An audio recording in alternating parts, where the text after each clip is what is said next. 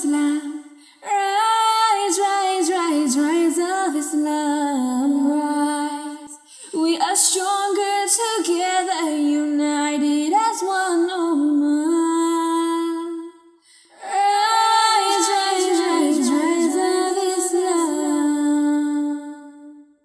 পারস্যের বিরুদ্ধে প্রথম যুদ্ধ। খলিফা আবু বকর রাদিয়াল্লাহু আনহু 13টি সেনাদলকে শান্তি চুক্তি স্থাপনের জন্য পাঠানোর প্রায় 1 বছর পর অবশেষে পুরো আরবে শান্তি ফিরে আসে। কিন্তু তখন আরব চারদিক থেকে দুটি বড় শত্রু রোম এবং পারস্য দ্বারা ঘেরাও ছিল। খ্রিস্টান রোমানরা উত্তর পশ্চিমে এবং আগুনের পূজাকারী পারস্যরা আরবের উত্তর পূর্ব দিকে ছিল। তারা একে অপরকে একদম পছন্দ করত না। যখন আমাদের নবী মুহাম্মদ সাল্লাল্লাহু আলাইহি ওয়াসাল্লাম বহু বছর ধরে পুরো আরব জুড়ে ইসলামের বাণী প্রচার করছিলেন, তখন পারস্যের লোকেরা এবং রোমানরা একে অপরের সাথে লড়াই করতে ব্যস্ত ছিল। দক্ষিণ সীমান্তের জনগণ তাদের রোমান এবং পারস্যের নেতাদের মোটেও পছন্দ করত না। খারাপ রোমান এবং পারস্যের শাসক তাদের লোকেদের ধর্মের স্বাধীনতা দিত না। রোমানরা তাদের লোকেদের খ্রিস্টান হতে বাধ্য করত এবং পারস্যের লোকেরা আগুনের পুজো করতে বাধ্য হতো, এবং লোকেরা তা মেনে না নিলে তাদের শাস্তি দেয়া হতো। এই উভয় সাম্রাজ্যেরই রাজ পরিবারে নিজস্ব সমস্যা ছিল। খারাপ বাদশাহ হেরাক্লিয়াস তার নিজের ভাগ্নিকে বিয়ে করেছিল। এমনকি খ্রিস্ট ধর্মেও এটি বড় পাপ ছিল, তাই অনেকেই তাকে পছন্দ করত না। হেরাক্লিয়াসের নিজের ভাই থিওডোরও এটি পছন্দ করে না এবং খুব রেগে যায়।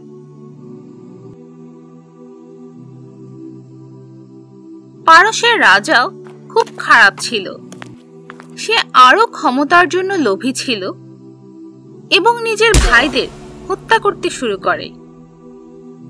এক পর্যায়ে তারা গৃহযুদ্ধ শুরু করে এবং নিজে রাজা হওয়ার জন্য একে অন্যকে হত্যা করতে থাকে।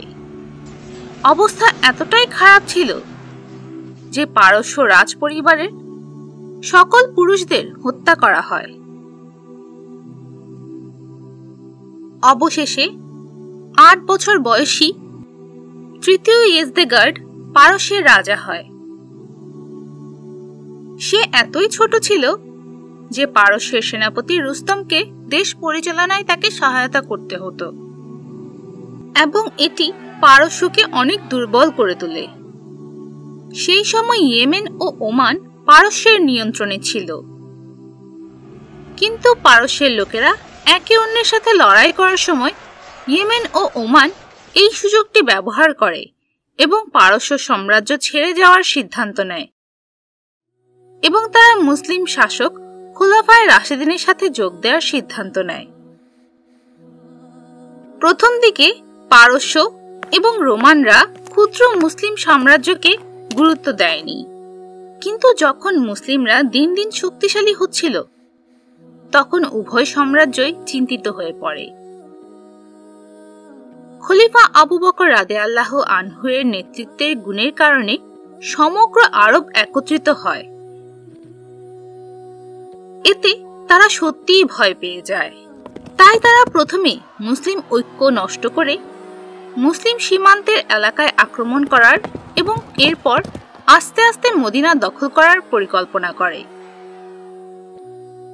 এই পরিস্থিতিতে খলিফা আবু বকর রাদিয়াল্লাহু আনহু রোমান ও পারস্যের সীমান্তের এলাকাগুলোতে ইসলাম প্রচারের চেষ্টা করছিলেন। এরপর তিনি 4 জন প্রধান মুসলিম সেনাপতিদের রোমান সীমান্তের এলাকায় যেতে বলেন এবং কোনো আক্রমণ বা কোনো কিছু ধ্বংস না করার আদেশ দেন। সেই মুহূর্তে তাদের একমাত্র কাজ ছিল সিরিয়ান, লেবানিজ, জর্দান ও ফিলিস্তিনি খ্রিস্টানদের মাঝে শান্তিপূর্ণভাবে ইসলামের বাণী ছড়িয়ে দেয়া। এই প্রধান 4 মুসলিম সেনাপতিরা হলেন আবু উবাইদা, আমর, সুরাবিল এবং ইয়াজিদ। স্পষ্টভাবে বলতে গেলে এই ইয়াজিদ হলেন আবু সুফিয়ানের ছেলে। তিনি একজন সম্মানিত মুসলিম নেতা ছিলেন, যিনি ইসলামকে আরো শক্তিশালী করতে সাহায্য করছিলেন। তাই এই সিরিজে আমরা ইয়াজিদ চাচা হিসেবে চিনি। প্রায় সবাই তার ভাগ্নে অন্য এক ইয়াজিদের ব্যাপারে জানত, যার জন্ম আরো পরে হয়েছিল এবং সে মুয়াইয়ার পুত্র ছিল, যে খারাপ ইতিহাসের কারণে বিখ্যাত। সেই সময় যেহেতু বেশিরভাগ মুসলিমই আরব ছিল, তাই সীমান্তবর্তী এলাকার অমুসলিম আরবেরা সহজেই মুসলিমদের পক্ষে থাকতে রাজি হয় এবং তাদের সাহায্য করে, কারণ তারা রোমান রাজার পরিবর্তে তাদের আরব ভাই বোনদের বিশ্বাস করেছিল। তারা জানতো যে মুসলিমরা ভালো এবং মুসলিমরা তাদের যে কোনো ধর্ম অনুসরণ করার ও মেনে চলার স্বাধীনতা দেবে। একই সাথে খলিফা আবু বকর রাদিয়াল্লাহু আনহু পুরো পারস্য জুড়ে ইসলামের শান্তির বার্তা ছড়িয়ে দিতে চেয়েছিলেন। তাই পারস্যের বহু ইরাকিরা ধর্মের স্বাধীনতা অর্জনের জন্য আরব মুসলিমদের সাথে যোগ দেয়।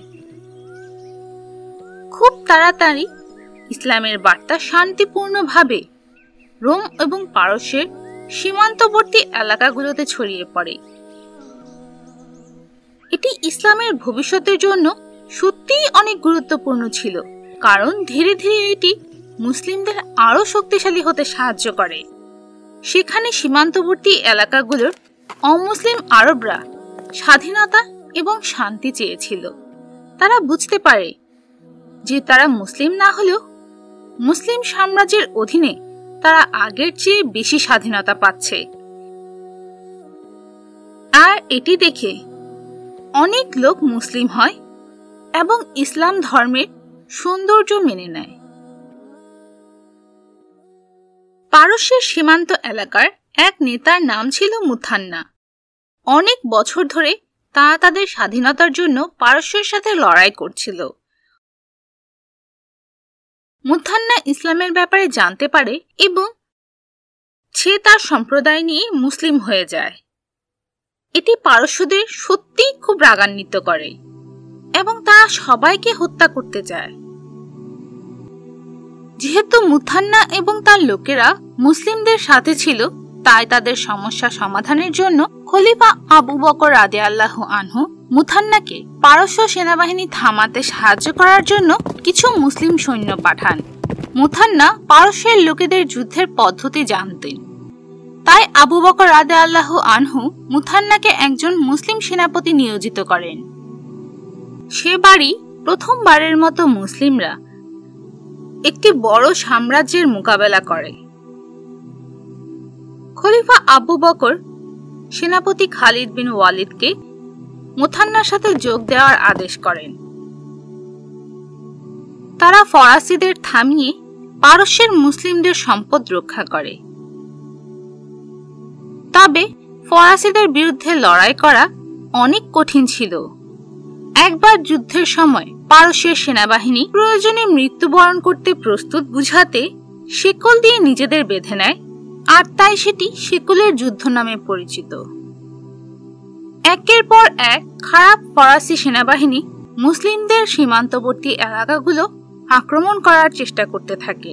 প্রতিবারই মুসলিমরা প্রথমে একটি শান্তি চুক্তি করার চেষ্টা করে, যাতে উভয় পক্ষই সমাজে শান্তি ফিরিয়ে আনে। তবে তারা অনেক অহংকারী ছিল এবং তারা নিজেদের মুসলিমদের থেকে সম্মানিত মনে করত।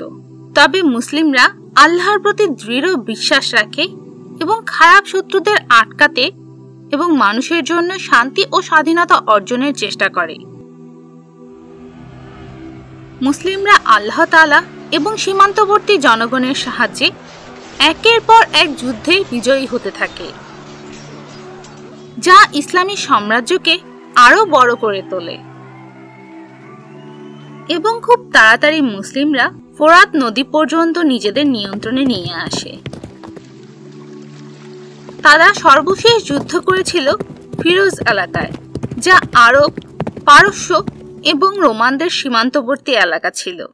এই ফিরাজে ফোরাত নদীর তীরে যুদ্ধে পারস্য ও রোমান সাম্রাজ্য প্রথমবারের মতো মুসলিমদের থামাতে এবং শেষ করার জন্য এক হয়েছিল।